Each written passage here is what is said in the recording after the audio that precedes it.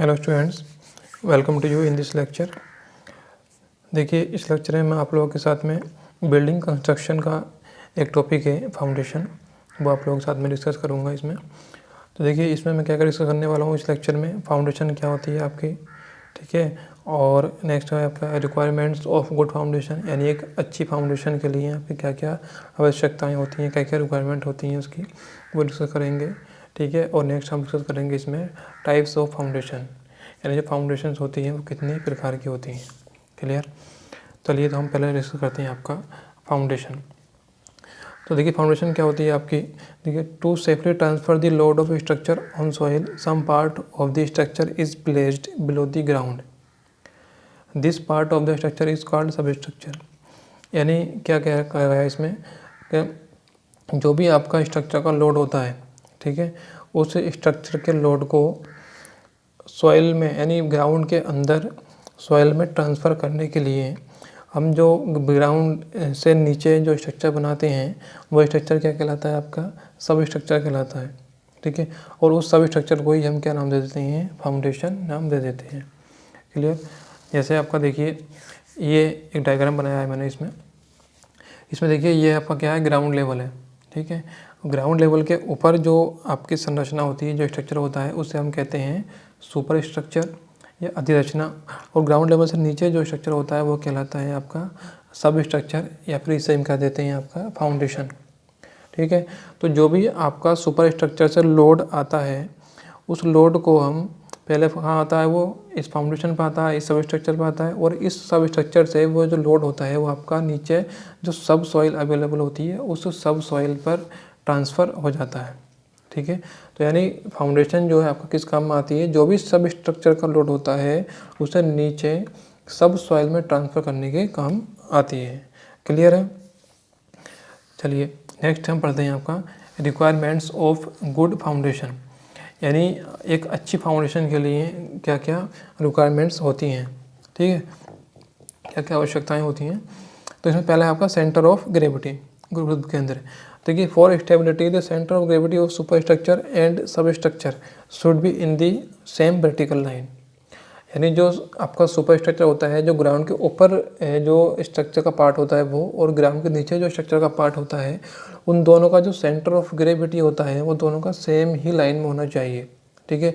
इससे क्या होगा, आपका जो स्ट्रक्चर है वो स्टेबल रहेगा, उसकी स्टेबिलिटी बनी रहेगी, और वो जो है आपका टिल्ट नहीं होगा, यानी उसके फेल होने के चांसेस कम हो जाएंगे, ठीक है। तो पहला जो आपका रिक्वायरमेंट है वो ये होनी चाहिए फाउंडेशन की।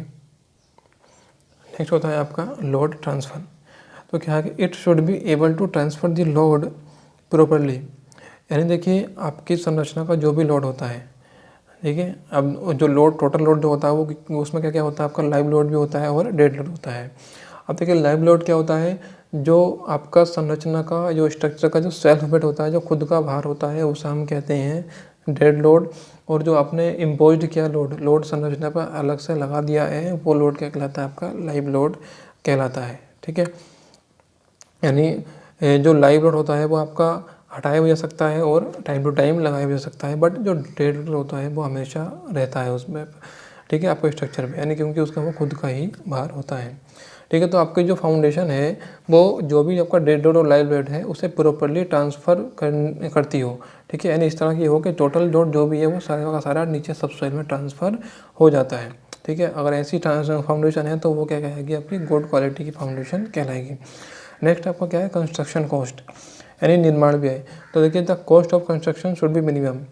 देखिए, ये फाउंडेशन ही नहीं, कोई भी आपका इंजीनियरिंग प्रोजेक्ट है तो उसमें हमारा एक ही पर्पज़ होता है, वो ये होता है कि हमारी कॉस्ट उसकी कम होनी चाहिए, ठीक है। और जो फैसिलिटीज़ हैं जो हम चाहते हैं वो हमें पूरा का पूरा मिलना चाहिए, ठीक है। तो फाउंडेशन में भी ऐसा होना चाहिए कि इसकी कॉस्ट ऑफ कंस्ट्रक्शन कम होना चाहिए, बट इसका जो लोड में इसके जो स्ट्रेंथ है वो प्रॉपर होनी चाहिए।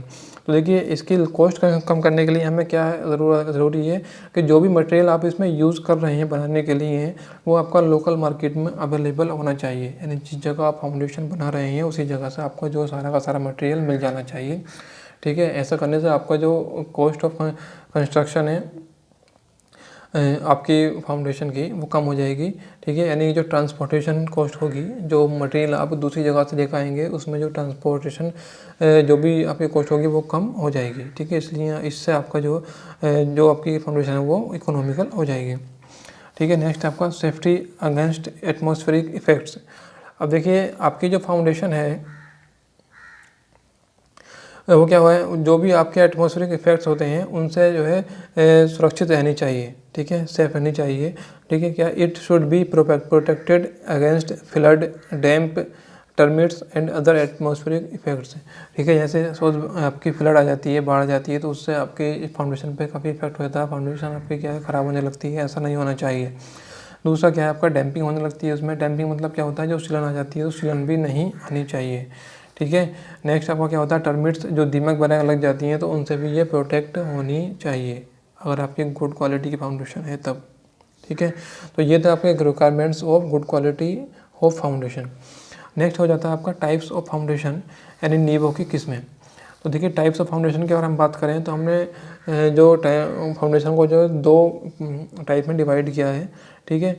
अच्छा ये किया किस बेसिस पे डिवाइड हमने, तो देखिए ये जो डिवाइड किया हमने, ये क्या है आपका बियरिंग कैपेसिटी ऑफ सॉइल, यानी जिस जगह आप फाउंडेशन बना रहे हैं वहाँ की सॉइल की जो बियरिंग कैपेसिटी है वो कैसी है उसके बेसिस पे। दूसरा है कि आपके जो फाउंडेशन है उस पर स्ट्रक्चर का कितना लोड आ रहा है, यानी लोड हैवी लोड है या फिर आपका क्या है लाइट लोड है, ठीक है। तो उसके बेसिस पे हमने जो है आपके फाउंडेशन को 2 तरह से डिवाइड किया है। एक है आपका शैलो फाउंडेशन, इसे कहते हैं उथली नींव, ठीक है। Shallow foundation are those that transmit the load to soil at a shallow depth, यानी ये वो फाउंडेशन होती हैं जो भी आपका संरचना का लोड होता है वो नीचे शैलो डेप्थ पे ही ट्रांसफ़र कर देती हैं। और ये जो शैलो फाउंडेशन है ये कब प्रोवाइड की जाती है, देखिए जब आपकी जो सॉइल होती है वो ग्राउंड के नीचे अगर उसकी स्ट्रेंथ अच्छी है, यानी उसकी बियरिंग कैपेसिटी गुड है, तब हम जो है शैलो फाउंडेशन प्रोवाइड कर सकते हैं, ठीक है। या फिर आपका जो लोड है फाउंडेशन का वो लोड कम है तब भी हम शैलो फाउंडेशन प्रोवाइड कर सकते हैं, ठीक है। अगर हम शैलो फाउंडेशन को डिफाइन करें तो कैसे करेंगे डिफाइन, देखिए क्या है, for shallow foundations the ratio of depth of foundation D to width of foundation B is equal to or less than 1, यानी हम जो डिफाइन करेंगे ये सब कैसे करेंगे कि अगर फाउंडेशन की जो डेप्थ है वो और फाउंडेशन की जो विड्थ है, ठीक है। जैसे सपोज आपकी ये फाउंडेशन थी, ये सपोज ये फाउंडेशन है आपकी, ठीक है।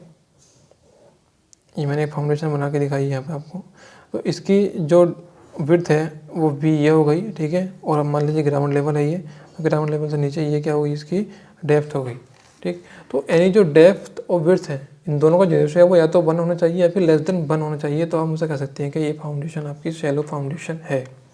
क्लियर। देखिए नेक्स्ट आपका डीप फाउंडेशन। तो देखिए deep foundation are those that transmit the load to deeper soil. Deep foundation are required when the soil at थेरो depth is unable to support a structure. देखिए जो डीप फाउंडेशन होती हैं वो जो भी लोड होता है स्ट्रक्चर का उसे नीचे डीप सॉइल में, यानी ग्राउंड लेवल से काफ़ी नीचे जाकर ट्रांसफ़र करती हैं, ठीक है। और ये कहाँ पे प्रीफर की जाती हैं, जहाँ पे जो शैलो डेप्थ होती है उस पर जो आपकी सॉइल है उसकी बेयरिंग कैपेसिटी बहुत लो होती है, यानी भार धारण क्षमता जो होती है सॉइल की वो नीचे ग्राउंड के जस्ट नीचे काफ़ी ज़्यादा लो होती है और वो ज़्यादा लोड बियर नहीं कर सकती है सॉइल, तब हमें क्या है डीप फाउंडेशन प्रोवाइड करनी पड़ती है, ठीक है। यानी नीचे जब तक हम उसे जो है डिगिंग करते हैं, खोदते हैं आपके ग्राउंड को, जब तक कि हमें एक हार्ड स्ट्रेटा, एक हार्ड ज़मीन ना मिल जाए, ठीक है। जहाँ पे हार्ड स्ट्रेटा मिल जाता है वहीं पे हम अपना लोड जो है संरचना का वो वहाँ पे ट्रांसफ़र कर देते हैं, ठीक है। और अगर हम डीप फाउंडेशन को डिफाइन करें तो कैसे करेंगे, for deep foundation the ratio of depth of foundation to the width of foundation is greater than 1, ठीक है। अगर फाउंडेशन की डेप्थ और विड्थ यानी जो चौड़ाई, जो गहराई और जो चौड़ाई है उन दोनों का रेशियो अगर ग्रेटर देन 1 यानी 1 से ज़्यादा है तब हम उसे कह सकते हैं कि ये आपकी डीप फाउंडेशन है, ठीक है। यानी देखिए यहाँ पे देखा for deep foundation D/B is greater than 1, ठीक है। नॉर्मली जो लिया जाता है आपका 4 to 5 तो होना ही चाहिए, ठीक है। यानी जो डेप्थ ऑफ फाउंडेशन है वो 4 टाइम्स होना चाहिए उसके विड्थ के, तो हम उसे कह सकते हैं कि ये आपकी डीप फाउंडेशन है।